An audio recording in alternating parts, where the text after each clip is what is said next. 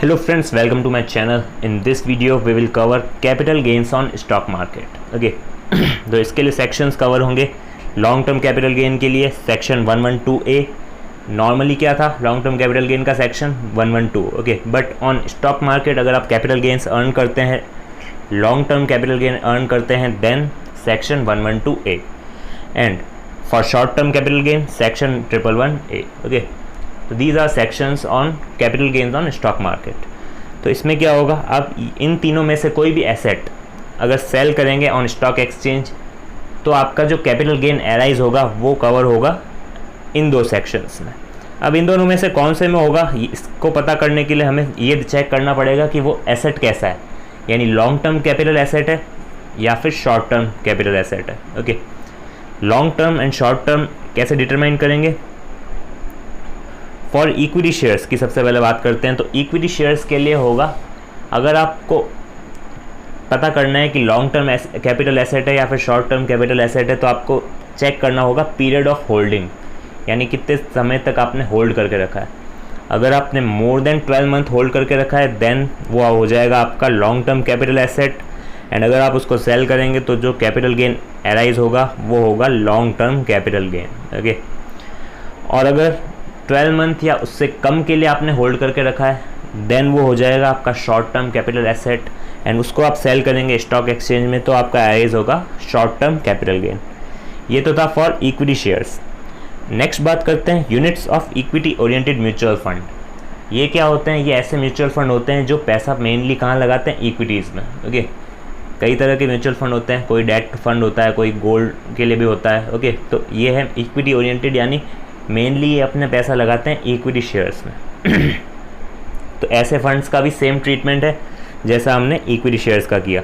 अगर यूनिट्स आपने होल्ड करके रखे हैं मोर देन 12 मंथ देन वो हो जाएगा आपका लॉन्ग टर्म कैपिटल गेन. आप उसको सेल करेंगे, जो कैपिटल गेन एराइज होगा वो आ जाएगा LTCG. ओके, यानी सेक्शन 112A में.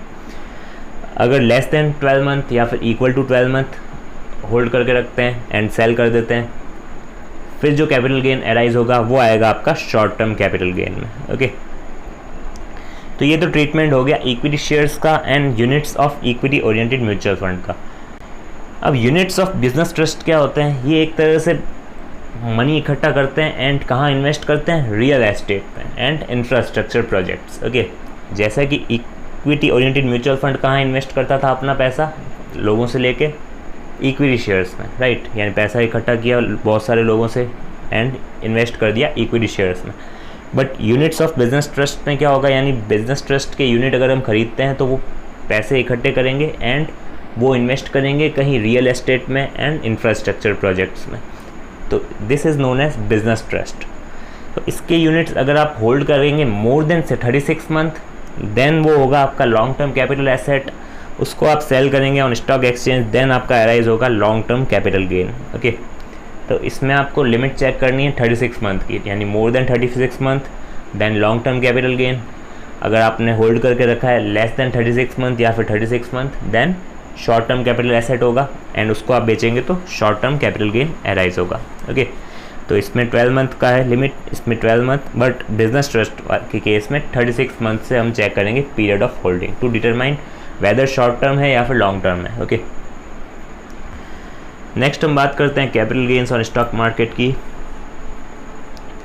अब इसमें क्या है ना, इसमें एक कंडीशन है कि आपको STT पेड करना होगा, यानी STT का पे करेंगे हम जब ट्रांजैक्शन स्टॉक मार्केट पे होगा, राइट. तो जैसे ही हम सेल करेंगे तो ऑन और आफ्टर अगर 1 अक्टूबर 2004 को अगर हम सेल करते हैं या फिर 1 अक्टूबर 2004 को या फिर उसके बाद, देन हमें सेल ट्रांजैक्शन पे STT पे करना पड़ेगा, तब ये सेक्शंस अप्लाई होंगे. ओके, STT पे करना पड़ेगा मतलब स्टॉक एक्सचेंज पे आपका ट्रांजैक्शन होना चाहिए, तभी ये सेक्शन वर्क करेंगे. ओके, यानी तभी इस सेक्शंस अप्लाई कर सकेंगे हम. STT का कंसेप्ट ही कब आया था, 1 अक्टूबर 2004 को, तो इसीलिए ये डेट आपको ध्यान में रखनी है, ये आगे भी काम आएगी.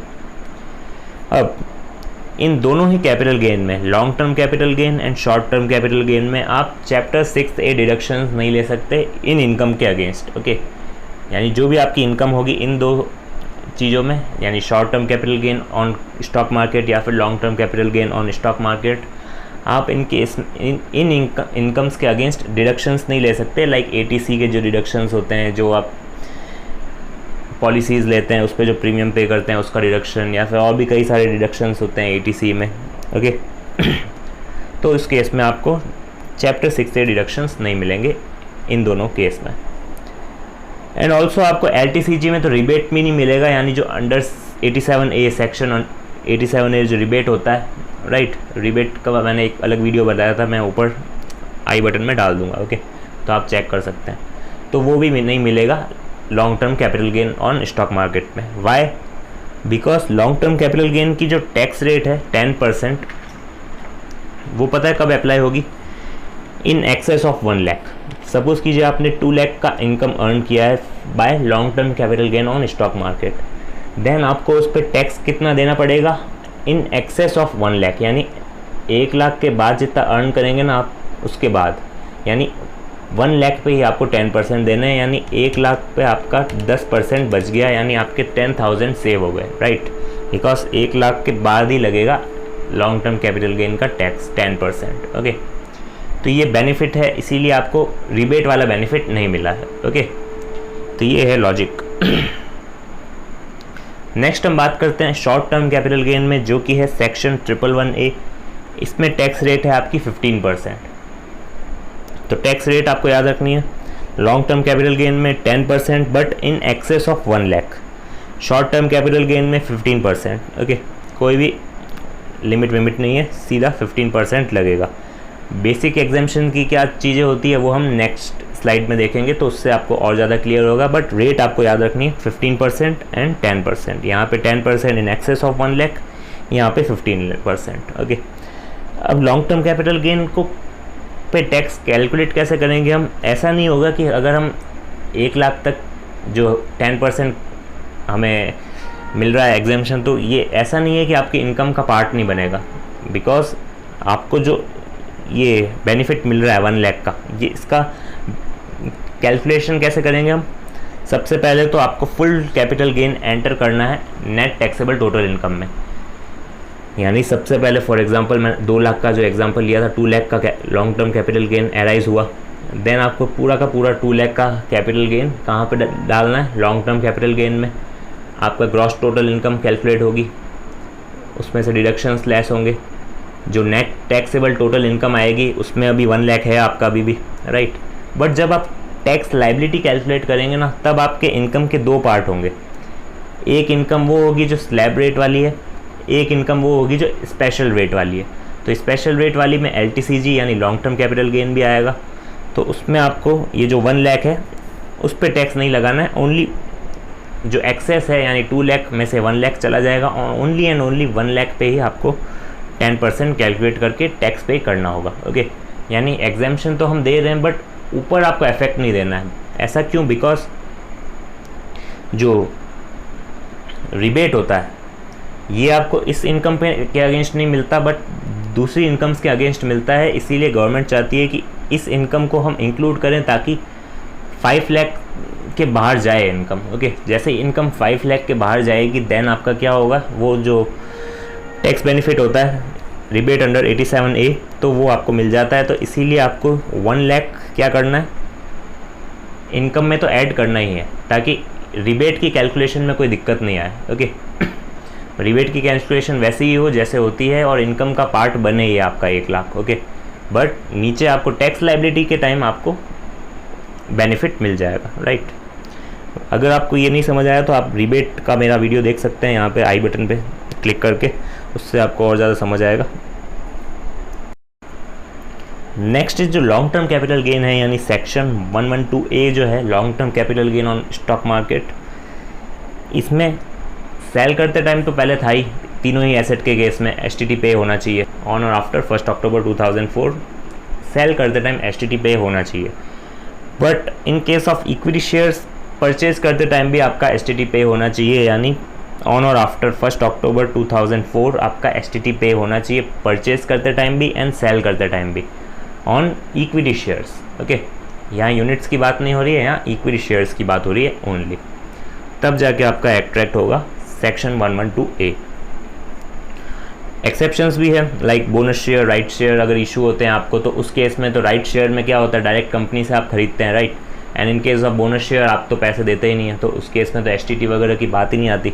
तो दीज आर सम एक्सेप्शंस। इस जेन्युइन केस है then it is okay, but अगर नॉर्मल जो केस होता है उसमें आपको क्या करना है, इक्विटी शेयर्स आपका परचेज करते टाइम भी एसटीटी पे होना चाहिए एंड सेल करते टाइम भी एसटीटी पे होना चाहिए, तब जाके सेक्शन 112A में आप फॉल करेंगे, ओके, वरना आप पे ये सेक्शन अप्लाई नहीं होगा। अब नेक्स्ट बात करते हैं जो बेसिक एग्जेम्पशन की बात मैंने की थी कि बेसिक एग्जेम्पशन का क्या सीन होगा इस केस में, यानी बेसिक एग्जेम्पशन मिलेगा या नहीं। तो सेक्शन 112A जो है long term capital gain on stock market, and section 112 जो लॉन्ग टर्म कैपिटल गेन का है नॉर्मल वाला, ओके, ये है नॉर्मल वाला long term capital gain, and ये है particular for long term capital gain on stock market. And section 111A जो कि है short term capital gain on stock market. And section 111 नहीं आएगा बिकॉज उसमें तो क्या है, नॉर्मल जो स्लैब रेट होती है उससे ही कैलकुलेशन होती है, राइट। तो इन तीनों केस की बात है, इसमें हमें सीखना है कि बेसिक एग्जेम्पशन मिलेगी या नहीं। तो अगर आपका कोई भी अनयूटिलाइज्ड अमाउंट है, यानी बेसिक एग्जेम्पशन लिमिट अनएग्जॉस्टेड पड़ी है आपकी, देन आप यूटिलाइज कर सकते हैं, okay, there is no problem. आप तीनों ही सेक्शंस में अनयूटिलाइज जो आपका बेसिक एग्जेम्पशन है लिमिट, वो आप यहाँ पे यूटिलाइज कर सकते हैं। लाइक आपकी सैलरी इनकम है only 1 lakh and basic exemption तो कितना मिलता है 2.5 लाख, राइट। तो आपकी अगर इनमें से कोई इनकम है देन आप यूटिलाइज कर सकते हैं बेसिक एग्जेम्पशन लिमिट में। But there is a condition only if you are a resident individual या फिर HUF। अगर नॉन रेजिडेंट है देन आप नहीं कर सकते। अगर आप कोई कंपनी है, फर्म है या फिर कोई और SSE है देन आप नहीं कर सकते। Only and only if resident individual या फिर HUF, ओके। अब बात करते हैं कि सबसे पहले किस में यूटिलाइज करेंगे। तो सबसे पहले ऑब्वियसली किससे यूटिलाइज करेंगे, जिसका ज़्यादा टैक्स रेट होगी। इन तीनों में से टैक्स रेट सबसे हायर किसकी रहती है, सेक्शन 112 की, right, long term capital gain की, जिसकी टैक्स रेट रहती है 20%, ओके। तो सबसे पहले इससे यूटिलाइज करेंगे, यानी जो भी बेसिक एग्जेम्पशन लिमिट हमारी अनयूटिलाइज पड़ी है, सबसे पहले यहाँ वाली इनकम उसमें सेट ऑफ करेंगे। उसके बाद जो इनकम पे ज़्यादा टैक्स लगता है वो है ये 15%, ओके। सबसे पहले ये हो गया 20%, देन ये 15%, तो इस पर यूटिलाइज कर दिया। फिर भी अगर बेसिक एग्जेम्पशन लिमिट हमारी कुछ बच रही है, यानी पूरा 2.5 लाख अभी कंज्यूम नहीं हुआ है, देन हम यूटिलाइज करेंगे इसमें से, यानी इसका रेट कितना है 10%, ओके। तो यहाँ 20, 15, 10, तो इजीली इस रैंक में हम क्या कर सकते हैं, यूटिलाइज कर सकते हैं हमारा अनएग्जॉस्टेड बेसिक एग्जेम्पशन लिमिट। तो इससे आपको और ज़्यादा बेनिफिट मिल जाएगा। तो this is section of 112A and 111A, long term capital gain on stock market and short term capital gain on stock market.